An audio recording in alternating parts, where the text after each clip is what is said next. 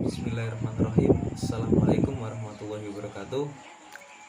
Alhamdulillahirrahmanirrahim. Wabillahi nasta'in wa ala amriddin. Assalatu wassalamu ala asrofil anbiya'i wal mursalin wa ala alihi washabihi ajmain, amma ba'd. Yang terhormat Ibu Ratri Rahayu selaku dosen pengampu, dan tak lupa teman-teman semuanya yang saya hormati. Di sini kelompok kami akan memaparkan materi yaitu representasi data. Sebelum memaparkan materi, kami ingin memperkenalkan diri dulu. Anggota kelompok kami yang pertama, Fatma Indriani dengan nomor induk mahasiswa 2020350008.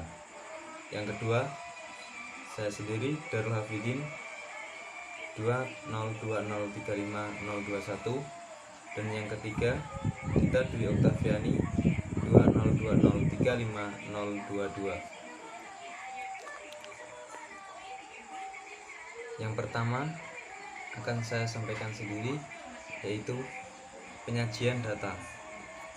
Penyajian data yang sering dikumpulkan untuk laporan atau akan dianalisis lebih lanjut perlu diatur, disusun, disajikan dengan jelas dan baik agar mudah dimengerti orang yang membacanya, yaitu biasanya data disajikan dalam bentuk tabel atau daftar, baik diagram atau grafik.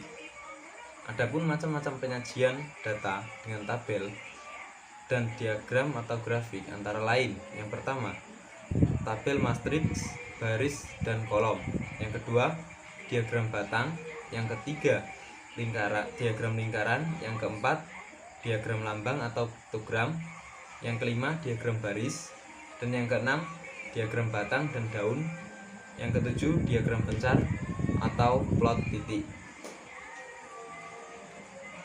Next, yang pertama, diagram matriks, baris dan kolom. Data yang biasanya dituliskan dalam bentuk matriks, baris dan kolom, misalnya yaitu data pada laporan yang ada di Biro Pusat Statistik, di mana laporan pembukuan umumnya disajikan dalam matriks, baris dan kolom. Bisa dilihat contoh pada tabel 2.1 menunjukkan data kontras penduduk pada Pulau Jawa di antara penduduk wilayah lain di Indonesia tahun 1990. Dari tabel di atas, kita dapat melihat jelas dan tepat tentang jumlah penduduk tiap wilayah, termasuk melihat berapa tepatnya luas wilayah Sumatera misalnya. Next, yang kedua, diagram lingkaran. Diagram lingkaran merupakan diagram yang menunjukkan data atau hasil angka-angka dalam bentuk lingkaran. Macam-macam bentuk diagram lingkaran. Yang pertama, diagram lingkaran biasa dalam bentuk angka, yaitu rumus jumlah data atau sesuai pernyataan sama dengan total jumlah data dikurangi total data atau yang diketahui sesuai pertanyaan. Yang kedua, diagram lingkaran derajat dalam bentuk derajat. Rumusnya yaitu jumlah nilai dalam kurung sesuai pernyataan sama dengan jumlah sudut bagi 360 derajat dikali total nilai yang diketahui sesuai pertanyaan. 3. Diagram lingkaran persen atau dalam bentuk persen. Rumusnya yaitu jumlah nilai dalam kurung sesuai pertanyaan sama dengan jumlah persen per 100% kali total nilai yang diketahui sesuai pertanyaan. Next, selanjutnya adalah diagram batang. Diagram batang adalah diagram yang menyajikan data secara kualitatif dan kuantitatif dalam bentuk batang berupa persegi panjang. Data kuantitatif ditujukan oleh sumbu mendatar. Sementara itu, data kuantitatif atau frekuensi melalui sumbu tegak atau sisi tegak batang.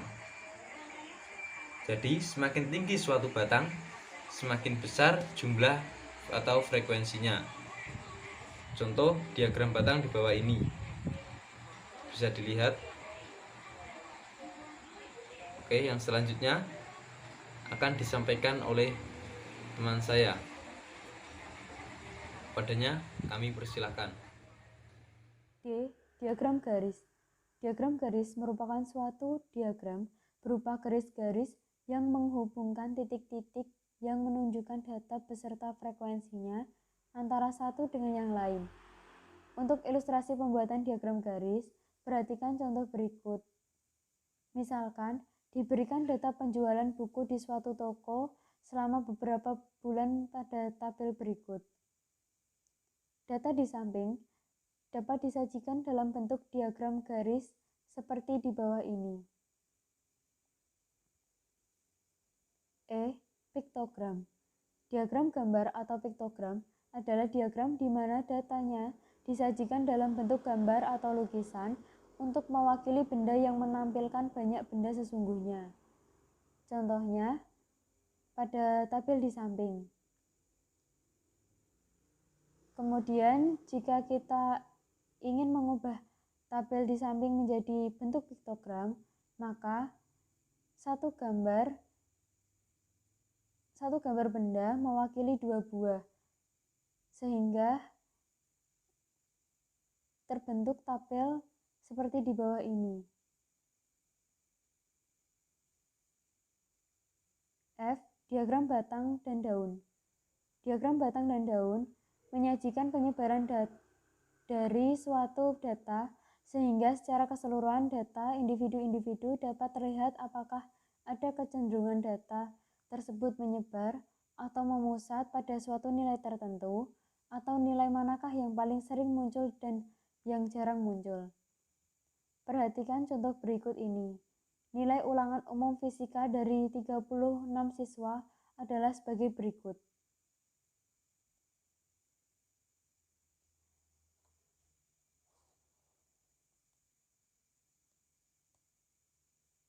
Untuk membuat hal tersebut, data kita bagi setiap nilai pada dua bagian.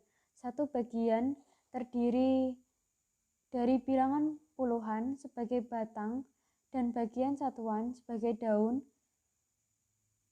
Kolom nilai batang terletak di sebelah kiri garis vertikal dan kolom daun terletak sebelah kanan garis vertikal yang berkorespondensi dengan batang. Gambar berikut ini menyajikan diagram batang daun untuk data yang tersedia. Berikut ini disajikan suatu diagram batang daun tentang nilai dari 2 kali ulangan fisika. G. Diagram plot.